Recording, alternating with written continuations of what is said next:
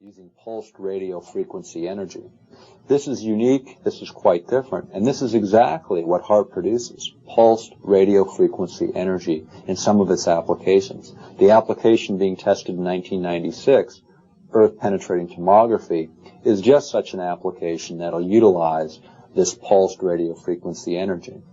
But this is Jose Delgado's work in the 80s. Now let's roll back a little bit, back to 1969 again. And in that chapter in the book, Unless Peace Comes, Gordon J.F. MacDonald also mentioned an unusual phenomena. He suggested, based on research compiled at the time, 1969, that if you could ever figure out a way to electronically stroke the ionosphere with radio frequency in just the right way, at just the right frequency, that you could create a situation where behaviors in human beings could be changed over a very large geographic area. Now remember, he was a science advisor to Lyndon Johnson and a professor of geophysics at UCLA. He just wasn't some off-the-wall scientist. He was well-respected nationally and internationally at the time. And he was quoting the work of Ross Addy, who later discovered a number of effects dealing with radio frequency energy and energy's effects on physiology.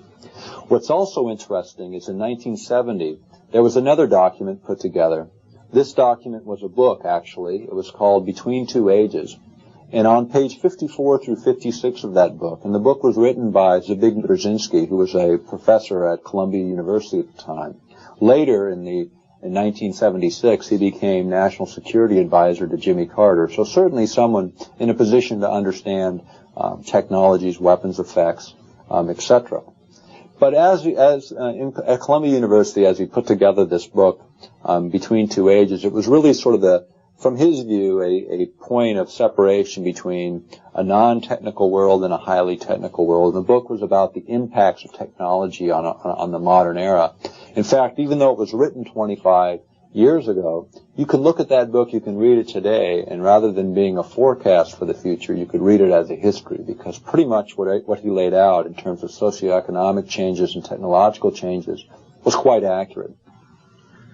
Zbigniew also predicted that if this technology were available, that most likely it would be used, no matter who was in power, that the temptation to utilize technologies to further political ends by whoever was in power at the time would be much greater than the good sense to restrain. Now you have to keep in mind, this is Zbigniew Brzezinski's idea of how this technology might be presented, but it wasn't at the time possible, 1970 time frame, because they couldn't focus the energy in such a way as to stroke the ionosphere. Now, how would this work exactly, and what exactly does that mean? In terms of what has been discovered and has been disclosed in recent years is that you can drive or you can entrain human brain waves with an external driver, with an external stimulation. Now, things that are pretty well understood and well talked about in most circles now is light, sound, technologies, and also electrocranial stimulation, the idea of using pulsed electric current on the cranium itself, on the head itself, to create changes in brain states.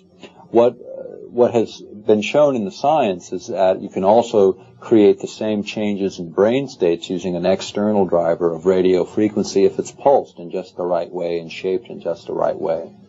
In the course of that, some things need to be understood. Important here is that Jose Delgado, who we mentioned earlier, a professor at Yale University, what he discovered with pulsed radio frequency is that the amount of energy wasn't as important as the frequency in which that energy was sent to the human being. In fact, what he found was that the amount of energy necessary to create behavioral effects was only 1/50th of the amount of energy naturally created in the Earth. In other words, what HAARP will produce in the earth-penetrating tomography application is 50 times more power than is necessary to influence behavior.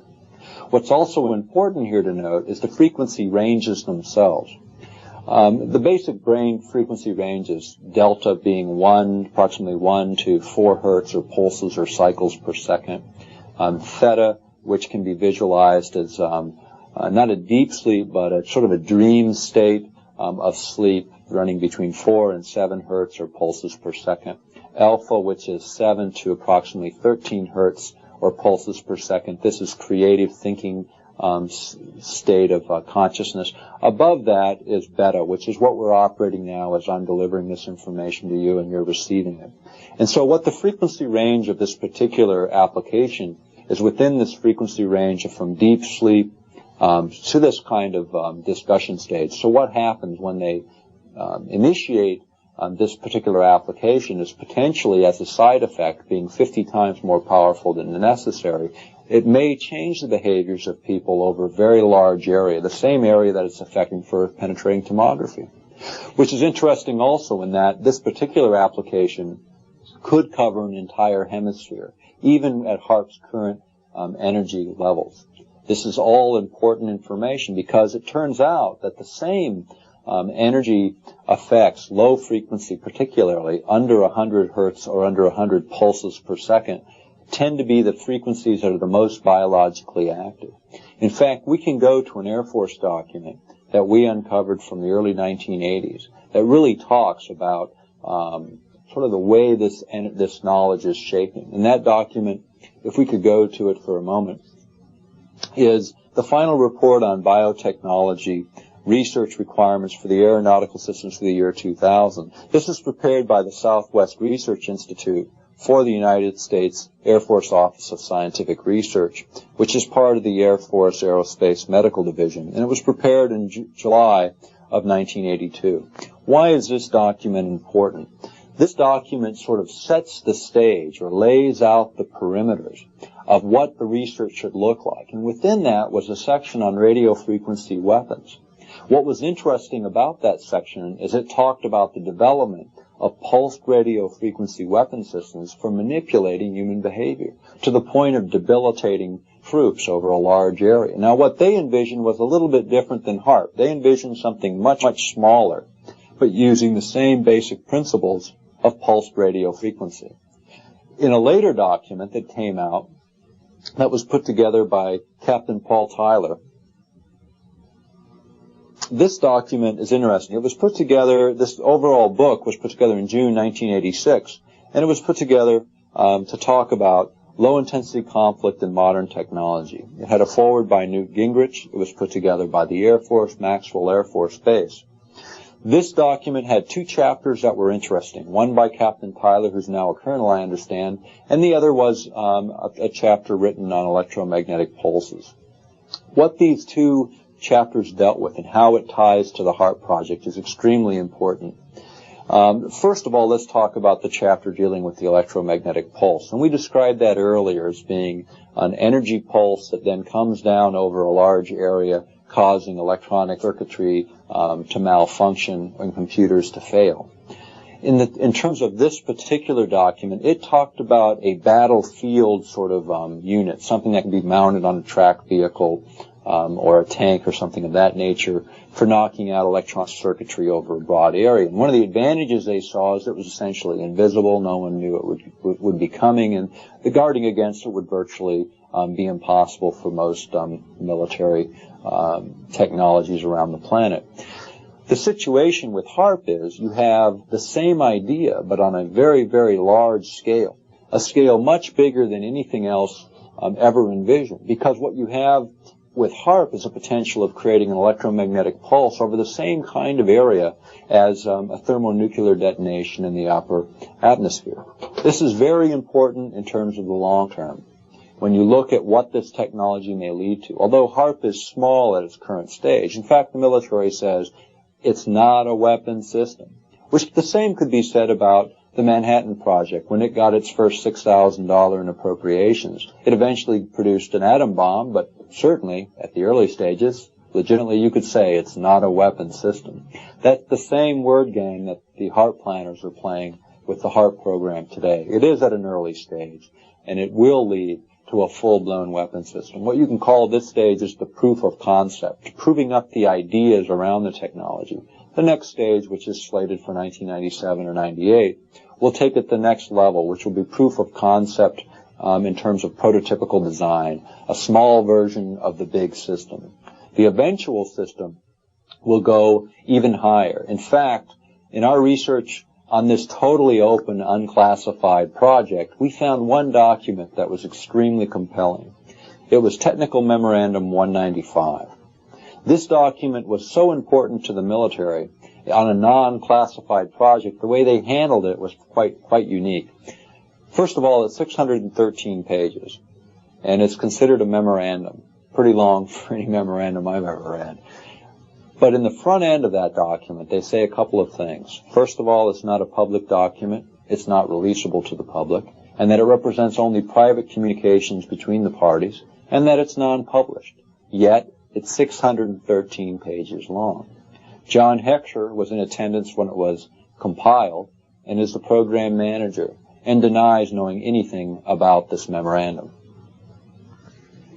So why would it be that John Heckscher would deny knowing anything about Technical Memorandum 195?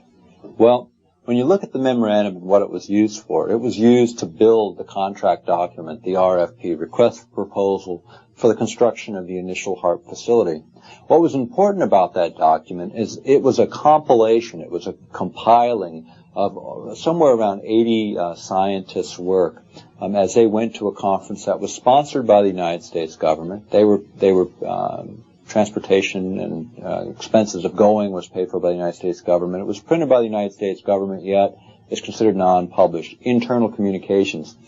Internal communications, as such, private communication between the parties would be exempt from Freedom of Information Act requests, so that when you went to request it, they would not only say it didn't exist, it was non-public, they just flat would not acknowledge any existence of it at all, which is exactly what John Heckscher does. What was in that was so scary for them to reveal to the public, or so secret or quiet that they wouldn't want it known? Well, a couple of things that jump out. First of all, the power levels. It first talks about what's required in the project, and a power level initially of 1 gigawatt, 1 billion watts effective radiated power. The second phase with power levels required of up to 10 gigawatts, 10 billion watts of power. And the third phase, which was a desired power level desired by these planners, was 100 billion watts. That's the power level that Bernard Eastland envisioned being needed for all of the effects that he describes in his patents. And that's the power level that the military acknowledges is necessary for things such as weather modification and global communications effects. Part of that global communication effect that's spoken about in the Eastland patents deal with the idea of being able to knock out everyone's communication, whether land, sea, or air-based, radio communications, television, military communications, knocking them all out, and yet the same signal used to sweep those various frequencies and disable them would be used to carry the communications of the military. In other words, their system would be protected while everyone else's was dead. In terms of going back to the physiological aspects and one of the other applications, the whole idea of mind control, the ability to manipulate human behavior, this is another area where people get extremely agitated, concerned, and they say, well, that's a little far out.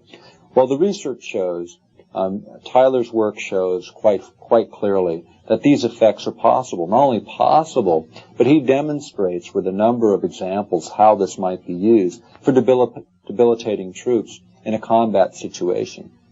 The concern that we have is as a side effect for some of these specific applications the military is already planning for HAARP, but even perhaps the idea that the military might actually try to test these ideas, test these weapons capabilities within the HAARP program.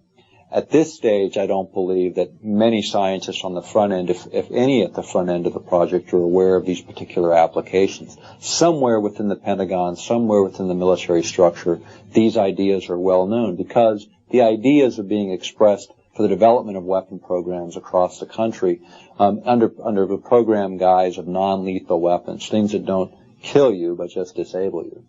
In terms of where that goes and sort of how that lays out, rapidly scanning radio frequency weapons were what was spoken about in low-intensity conflict in modern technology. It's what's been spoken about in a number of exposés on weapon systems. When you look at a couple of other documents that we found in the course of our research, one particularly compelling document was from June of 1994, originating out of the International Red Cross in Geneva.